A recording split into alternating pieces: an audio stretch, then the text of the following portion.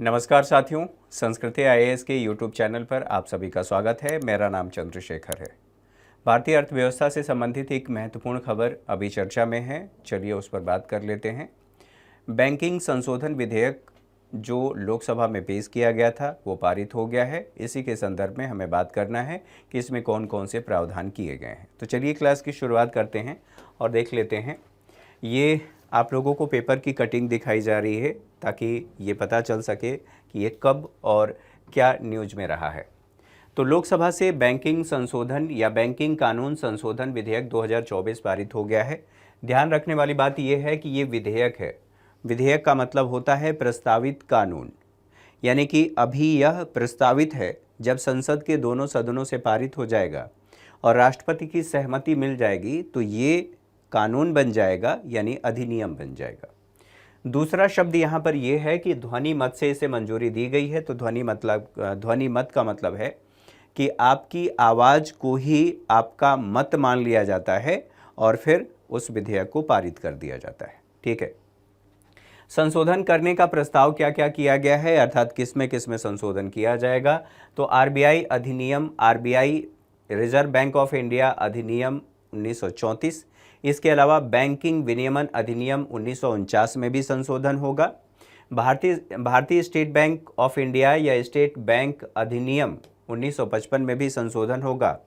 Banking कंपनियां उपक्रमों का अधिग्रहण और हस्तांतरण अधिनियम 1970, बैंकिंग कंपनियां उपक्रमों का अधिग्रहण और हस्तांतरण अधिनियम 1980, इन सभी में संशोधन प्रस्तावित है। अब यहाँ पर समझने वाली बात यह है कि आरबीआई एक्ट 1934 क्या कहता है, ये किससे संबंधित है। यदि आरबीआई के किसी संरचना में या आरबीआई के कार्यों में परिवर्तन करना है तो सबसे पहले, चूंकि अधिनियम है, तो संसद के द्वारा संशोधन करके ही इसमें परिवर्तन किया जा सकता है, अदरवाइज परिवर्तन नहीं किया जा सकता। बैंकिंग विनियमन अधिनियम की बात की जा रही है, तो जिसके माध्यम से, अर्थात यही वह अधिनियम है जिसके ज़रिए बैंकों का रेगुलेशन आरबीआई करता है। ठीक है। तो इसके अलावा भारतीय स्टेट बैंक की बात करें तो स्टेट बैंक जो औपनिवेशिक काल में बनाया गया था, इंपीरियल बैंक, इसका राष्ट्रीयकरण 1955 में किया गया था। तो बाकी बैंकों से पहले एसबीआई का राष्ट्रीयकरण कर दिया गया था, ये भी ध्यान रखेंगे। बाकी दो कानून हैं, बैंकिंग कंपनियां उपक्रमों का अधिग्रहण से संबंधित या हस्तांतरण से संबंधित, उसमें भी संशोधन प्रस्तावित है। इस संशोधन को लेकर के वित्त मंत्री निर्मला सीतारमण ने 2023-24 का जो बजट पेश किया गया था उसी में उन्होंने प्रस्ताव दिया था। महत्वपूर्ण बात यह है कि फिर इसे पेश किया गया, पेश करने के बाद इसमें अभी संशोधन 2024 में किया जा रहा है।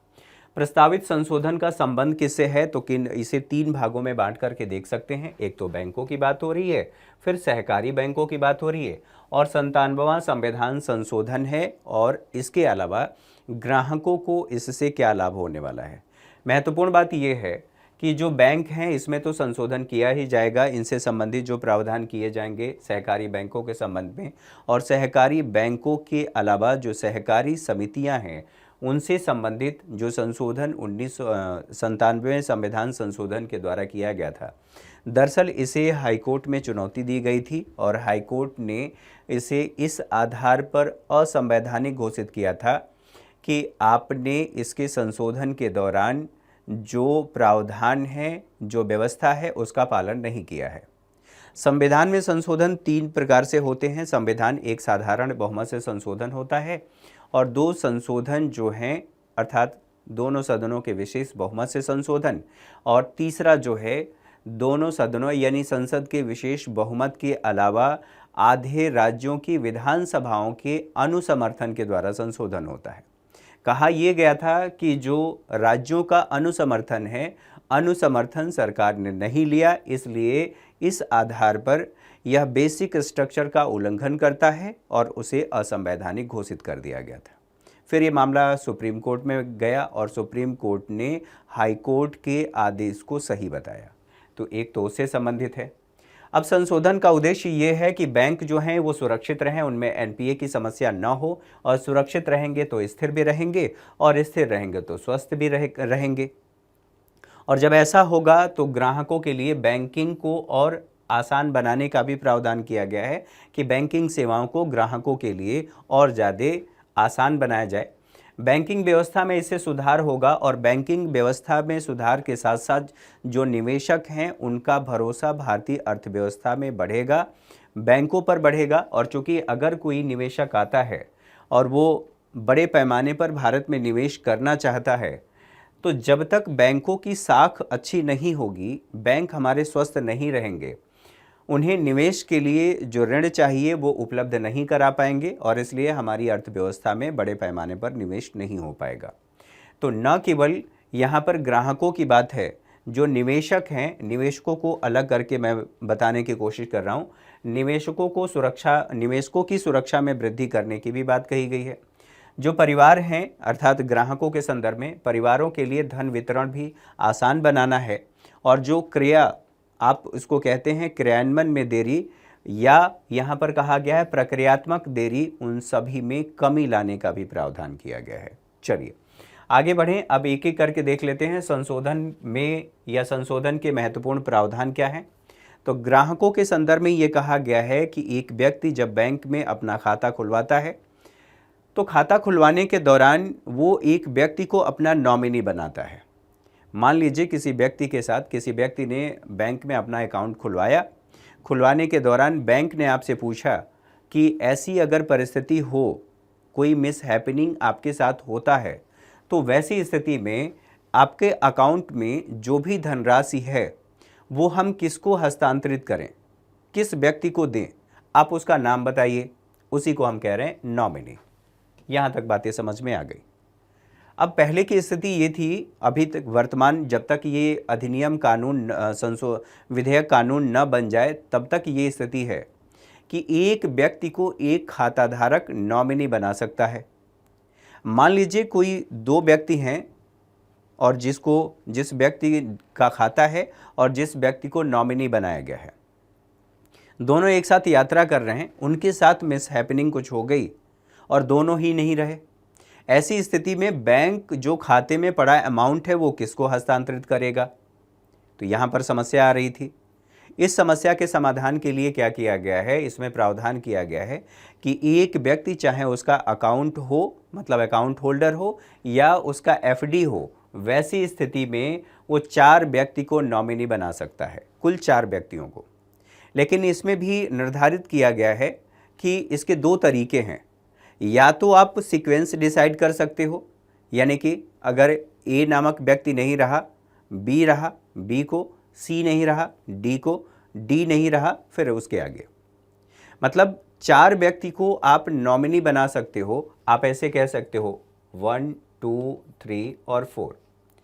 किसी भी परिस्थिति में एक नहीं रहा, इसको नहीं दे पाएंगे, दूसरे वाले को दे पाएंगे, दूसरा वाला भी नहीं रहा, तीसरे वाले को दे पाएंगे, और तीसरा वाला भी नहीं रहा, फिर चौथे वाले व्यक्ति को दिया जाएगा। दूसरी स्थिति ये है कि थोड़े समय के लिए मान लीजिए कि एक व्यक्ति ने ये निर्धारित किया है कि जब मैं न रहूं, एक पिता है, उसके 4 पुत्र हैं, चारों को वो बराबर नज़र से देखता है और बराबर नॉमिनी बनाना चाहता है, तो फिर क्या करेगा, चारों को नॉमिनी बना सकता है और जो भी अमाउंट उसके अकाउंट में है उसका बराबर हिस्सा चारों व्यक्तियों को, मतलब जिनको 4 व्यक्तियों को नॉमिनी बनाया गया है उनको मिल जाएगा। तो ये व्यवस्था यहाँ पर दी गई है। यानी नॉमिनी बनाने के 2 तरीके हैं, हिस्सेदारी तय कर देना और दूसरा क्रम रखना, जो क्रम मैंने आप लोगों को अभी बताया। लेकिन ये भी ध्यान रखने की बात है कि अगर लॉकर सुविधा से संबंधित किसी सुविधा का आपने लाभ लिया है तो केवल क्रमिक नामांकन का ही विकल्प आपके पास होगा लॉकर में जो कुछ भी आपने संपत्ति रखी है। आगे बढ़ते हैं, बैंकों से संबंधित क्या प्रावधान किया गया है।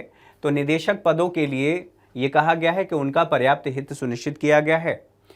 पहले की स्थिति ये थी कि 5 लाख रुपए निर्धारित किए गए थे, अब ये कह दिया गया है कि 2 करोड़ तक वृद्धि इसमें संभव है। वैधानिक लेखा परीक्षकों का जो पारिश्रमिक दिया जाता था, अब ये कहा गया है कि बैंक इसके लिए स्वतंत्र हैं कि वो कितना उनको पारिश्रमिक, आप वेतन भी कह सकते हैं, वेतन देंगे।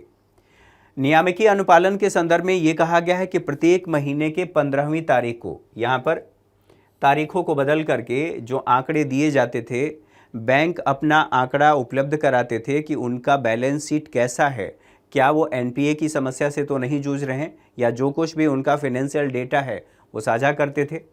यहाँ पर कहा गया है कि तारीख को बदल करके हर महीने की 15वीं और आखिरी तारीख तय करने का प्रावधान किया गया है। पहले की स्थिति ये थी कि बैंक हर महीने के दूसरे और चौथे शुक्रवार को यह सूचना देते थे, तो अब आरबीआई के पास सूचना होगा। आरबीआई और बैंकों को भी इसमें ज़्यादा समय देना पड़ता था। अब आरबीआई के पास ठोस आंकड़े होंगे और आंकड़ों के आधार पर जो बैंक हैं उनके संबंध में डिसीज़न उनको बचाना है, उनमें समस्याएं हैं, एनपीए की समस्या बढ़ रही है या घट रही है या कैसी स्थिति है, उनके संबंध में आरबीआई भी निर्णय ले सकता है। इसके अलावा और क्या कहा गया है? सहकारी बैंकों के संबंध में जो महत्वपूर्ण बदलाव किए गए हैं, ये कहा गया है कि सहकारी बैंक में जो निदेशक हैं उनके कार्यकाल में वृद्धि किया गया है और ये 8 वर्ष से बढ़ाकर के 10 वर्ष किया गया है। साथ ही साथ ये भी कहा गया है कि जो 97वें संशोधन अधिनियम 2011 का है उसके अनुरूप यह संशोधन किया गया है, जो मैंने आप लोगों से पहले ही बता दिया है। इसके साथ साथ संशोधन के बाद ये कहा गया कि जो केंद्रीय सहकारी बैंक हैं उसके जो निदेशक हुआ करते थे या जो होते हैं, अब ये राज्य के सहकारी बैंकों में भी निदेशक के पद में नियुक्त किए जा सकते हैं। यहाँ से रास्ता साफ हो गया है। चलिए, तो इससे संबंधित जितनी बातें थी उन बातों को आप लोगों ने समझ लिया। इस पर आधारित एक प्रश्न देख लीजिए। बैंकिंग कानून संशोधन विधेयक 2024 के तहत खाता धारक कितने नॉमिनी बना सकते हैं? तो ऑब्वियस सी बात है, आप लोग इसको समझ गए हैं, 4 नॉमिनी बनाया जा सकता है। तो इस पर आधारित आप लोगों ने प्रश्न भी देख लिया। आज के सेशन में मेरे साथ इतना ही। अगली क्लास में मुलाकात होगी। जो भी भारतीय अर्थव्यवस्था से संबंधित महत्वपूर्ण खबरें हैं उन खबरों पर हम चर्चा करेंगे, शॉर्ट एंड ब्रीफ। आज के लिए इतना ही। तब तक के लिए नमस्कार।